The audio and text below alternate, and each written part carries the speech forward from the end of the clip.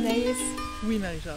qu'est-ce que les villes de Hong Kong, Moscou et Chicago ont en commun aujourd'hui? Ils sont moins pollués que Montréal? Ils sont même moins pollués que Sainte-Béatrix, Ah! l'endroit où nous sommes présentement. Faut le faire quand même, hein? Quand même! Puis, tu sais, si tu habites à Montréal, toi qui nous regardes, je te permets de rire dans ta barbe, de savoir que tout le monde à la campagne, on se fait chier. Nous autres aussi avec une mauvaise qualité de l'air. C'est tous les vents qui proviennent de l'Ouest canadien qui nous amènent les poussières fines des feux de forêt. Hein? Phénomène qui est de plus en plus fréquent, malheureusement. Si c'est pas de l'Ouest, c'est du Québec. C'est ça. Si c'est pas du Québec, c'est les États-Unis. C'est de partout, finalement. C'est ça. J'avais 2 volets à aborder avec toi. Ça me fait vraiment drôle d'être plus grande que toi. Ça fait changement. Ça fait vraiment changement. Il y a 2 volets que j'aimerais aborder avec toi. Bien, premièrement, l'impact des poussières fines dans l'air sur notre santé, puis qu'est-ce que les plantes peuvent faire pour nous aider. Oui, bien sûr. Je voulais aussi aborder la question de la cueillette, parce que moi, je me fais poser des questions en tant que fille qui enseigne la cueillette. OK. C'est une bonne idée de cueillir pendant qu'il y a des poussières partout. Tu sais, les gens m'accompagnent, se disent, là, je cueille comme si j'étais en ville. Normalement, quand je suis en ville, je cueille pas, tu sais. Oui. Fait que qu'est-ce que je fais, tu sais? Commençons par, je t'entends tousser, Oui. l'impact de la mauvaise qualité de l'air sur notre santé. Ça fait tousser. Ça fait tousser, hein? Oui. Je suis pas asthmatique. T'es pas Je asthmatique. suis même pas asthmatique. Mais toi, ça te fait... Là, en ce Moi, moment, tu en ce tousses moment, je tousse à cause de la qualité de l'air. à cause de Pas ça. parce que j'ai eu le rhume, la grippe, c'est la qualité de l'air qui me fait tousser. OK. Je suis pas asthmatique, mais j'ai toujours eu une grande sensibilité Au niveau des au poumons? niveau des petites particules. OK. J'ai jamais été capable de sortir dans les bars avant qu'ils interdisent La la cigarette. cigarette, plein de trucs comme ça. Fait que j'ai une sensibilité.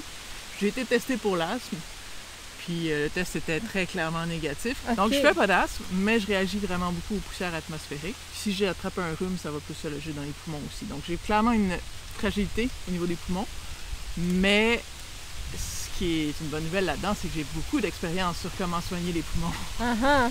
Ça J'ai fait aussi de toi une experte. J'ai aussi un historique familial de plusieurs générations de poumons, soit avec de l'emphysème, soit avec de la tuberculose, soit avec... Il y a comme une... Ouais.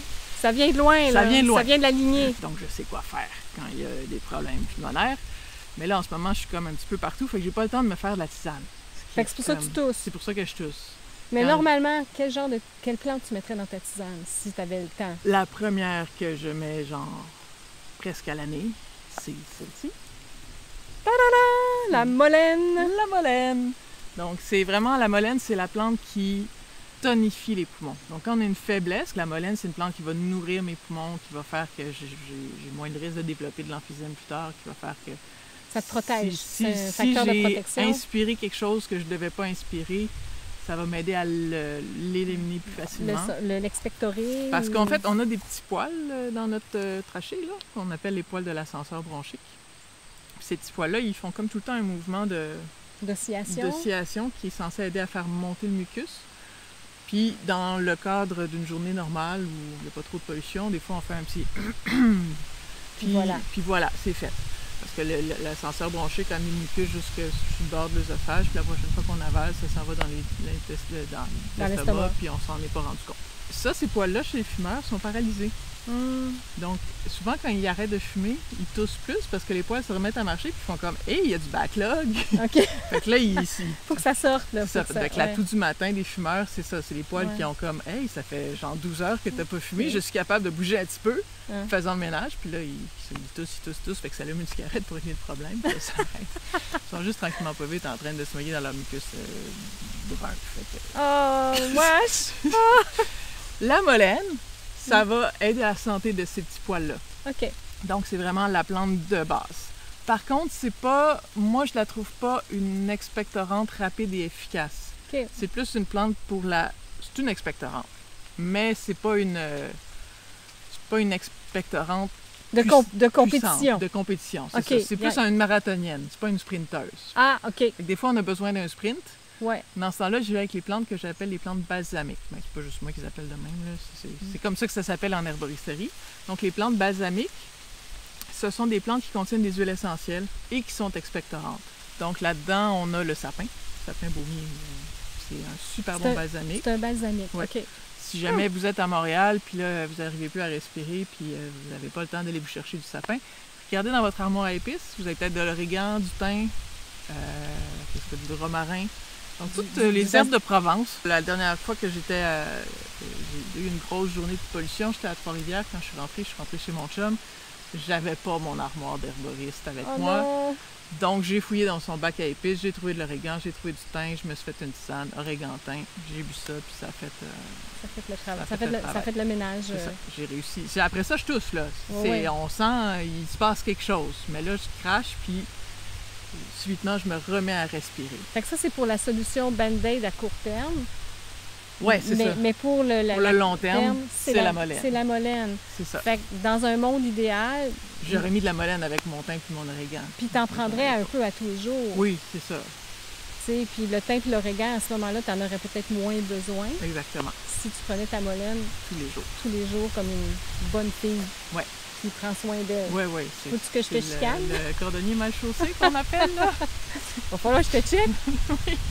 OK, puis là, on a une belle plante derrière nous. C'est une bisannuelle, hein? C'est une bisannuelle. On en a une... Tu vas montrer les premières années. Les premières années. Ça, c'est une deuxième année. Ça, c'est une deuxième année. Là, est passé son pic, là. Oui, vraiment... Elle commence à faner, là. Est-ce qu'on voit ça? Oui, on voit ça. Les feuilles du bas, ils sont brunes. Ils sont brunes. Qu'est-ce que tu cueilles, toi? On pourrait encore cueillir les quelques feuilles du haut qui sont vertes puis intactes. Okay. Si c'est urgent puis je n'ai besoin... Moi, je ne veux pas cueillir ça pour vendre à mes clients. Il est trop tard. C'est pas de la qualité mettons que Anaïs. Je suis ici, j'ai fait j'ai oublié de me faire la tisane un matin, puis j'ai besoin de molène, je peux cueillir celle-là, il n'y a pas de problème. Puis je la fais. Ben, c'est pas facile à faire de la tisane de molène fraîche parce que les petits poils qu'il y a dessus, ils empêchent l'eau de pénétrer, fait qu'elle infuse pas. Fait qu'il faut vraiment l'écraser comme il faut si on essaie de faire de l'infusion de molène fraîche. Tu l'écrases avec un pilon? Genre, un rouleau à pâte. OK. Puis l'autre affaire super important avec la molène, la filtrer avec un filtre à café. Sinon, les petits poils vont t'irriter encore. Sinon, les petits poils nous irritent. Pour les tisanes, donc tu as une préférence pour les plants de première année? Non, j'ai une préférence en fait pour les plants de deuxième année au printemps. Ah, d'accord. Parce que là, ils commencent à s'élever, mais ils n'ont pas encore la grande... Ils sont pas montés en graines encore. Le grand truc phallique en haut, là. Oui. Ils font juste commencer à être plus coniques. Okay. Fait que là, je prends la plante au complet, puis je la fais sécher la tête en bas. Okay. Puis ça sèche super bien. Parce que si j'essaye de récolter un plant de première année, puis que j'essaye de sécher les feuilles, dès que les feuilles se touchent, ils brunissent. Ah. C'est vraiment dur à sécher la molène. Okay. Donc le fait de prendre le plant au complet, le suspendre la tête en bas, ça c'est vraiment efficace comme façon de... Puis c'est pas long à récolter. En 15 minutes, tu récoltes 2 kilos.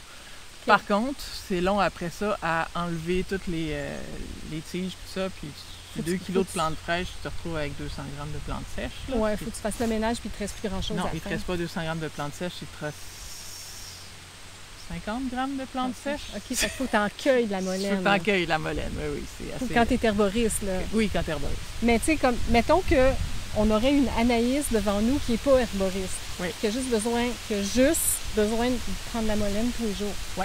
Combien de grammes ça te prend par année? Genre? Si tu en veux tous les jours, vraiment beaucoup pareil. C'est ça, Parce que la molène, c'est une plante nutritive. Les plantes nutritives, quand on se fait une tisane de plantes nutritives, c'est de 15 à 30 grammes par litre. C'est beaucoup. C'est vraiment beaucoup. Dans le cas de la molène, 30 grammes, tu remplis ton pot. Oui, c'est ça. Fait que ça passe vraiment vite. Donc, Fait qu'il faudrait quasiment cultiver un champ de molène. Ben, quand tu récoltes ta molène, moi, tu sais, quand je la prépare, j'enlève les tiges, j'enlève les... Tu n'es pas obligé de faire ça si c'est pour ta consommation personnelle. Fait que plutôt que d'avoir 20 grammes, 220, plutôt que d'avoir 50 grammes, tu peux quand même monter à 100 grammes de trucs. En gardant le tige. C'est ça, parce que c'est pas grave d'avoir de la qualité A si tu mets 30 grammes par litre. Là. La qualité B à 30 grammes par litre, ça va fonctionner pareil. Là. Sinon, tu peux faire 15 grammes de qualité A, mais bon, ça finit par être le même travail en bout de ligne. OK. Fait que ça, c'est comme mon truc, là. OK. Fendez-vous pas la fiole en 4, gardez ça entier, puis mettez le plant de molène. Peut-être pas au complet, mais une bonne partie. Mais donc, tu sais, j'ai compris, dans votre tisane de 15 grammes par litre. Puis pour les personnes qui fument ou les ex-fumeurs qu'on a évoqués tantôt, ça serait la même chose? Ça serait la même chose. Que pour toi, là. Oui, tout à fait. C'est chaud? Souvent, j'ai remarqué, je sais pas si tu as fait la même observation que moi. Que c'est souvent quand il fait très chaud que c'est très pollué. Hein? Oui! Oui, c'est vrai. C'est ça. Fait que, tu sais, tu pourrais faire un petit rappel de la vidéo qu'on a faite au mois de juillet sur les canicules. Oui. Moi, en ce moment, j'ai ma tisane de menthe et mélisse. Là. Je carbure à ça. J'ai pas de catère chez nous en ce moment, mais tu pourrais réviser ça. Puis ça, c'est un autre impact aussi oui, parce qu'en collatéral. Plus, des fois, il faut se cacher de la pollution atmosphérique en restant dedans, mais si on reste en dedans, il faut que ce soit climatisé, sinon on crève. Fait que c'est pas toujours évident à gérer toutes ces problématiques-là. Oui, c'est pas simple. Mon deuxième volet, oui. On peut-tu cueillir, même s'il y a plein de poussière dans l'air, qu'est-ce qui arrive aux plantes? Quand les poussières sont pas trop toxiques, parce que là, c'est de la fumée d'incendie. C'est pas des poussières toxiques de smog urbain, plein d'ozone. Avec plein de produits chimiques. Il n'y a plus de plomb maintenant dans l'essence, mais en tout cas, il y a quand même des fumes d'essence. C'est pas cette pollution-là, c'est vraiment des fines particules. Fait que ceux-là sont pas... C'est la poussière. Fait que tu la plantes un peu après l'avoir fait sécher. C'est sur les racines, tes larves, mais bon, ça change rien. Les racines, il n'y a pas plus de... Tu sais, on s'entend, ça pousse dans la poussière, des racines. Oui, c'est ça. Fait que ça m'inquiète pas particulièrement. D'un autre côté, je vais pas cueillir quand le taux... Si la qualité de l'air est un gros carré rouge. Tu sors pas. Je sors pas. Fait que je vais pas cueillir cette journée-là. Oui, mais quand c'est jaune, comme aujourd'hui, c'est jaune. Aujourd'hui, c'est jaune, oui, ça, c'est... Tu irais cueillir pareil. Oui, j'irais cueillir pareil. Tu irais cueillir ta molène, puis... Oui, surtout quand si j'ai besoin de molène, tu sais. Mais en même temps, de la poussière... On en mange, la poussière. C'est ça. Puis je parlais avec un ami. J'ai un ami qui a un pied à Chelsea et un pied à Montréal. Tu sais, puis de ce temps-là, il est plus souvent à Montréal qu'à la campagne. Puis c'est un cueilleur. Lui, il cueille à Montréal, dans les ruelles, là, fond la caisse. Puis je dis, toi, ça te dérange pas la pollution, tu sais? Il dit, bon, on la respire de toute façon. Fait que, whatever, tu sais. Lui, c'est ça sa position par rapport. Tes poumons sont pas faits pour la respirer, mais ton système digestif, il va pas freaker tant que ça avec la poussière. OK. Sinon, ça fait longtemps qu'on aurait des problèmes parce que, en tout cas, moi, les carottes que je mange du jardin, ils en ont pas mal de la poussière. Oui, c'est ça. Excellent. Mais c'est ça dépend c'est quoi qui brûle. Si c'est un incendie de pneus qui a brûlé à côté, t'attends 4-5 pluies avant de cueillir. Oui, c'est ça. T'attends que ça soit lavé naturellement. C'est ça. OK, excellent. Bien, merci beaucoup, Anaïs. Je pense que ça fait le tour. T'avais-tu d'autres choses à rajouter? Pas mal ça. On a pas mal tout couvert. Voilà. Bien, prends soin de toi.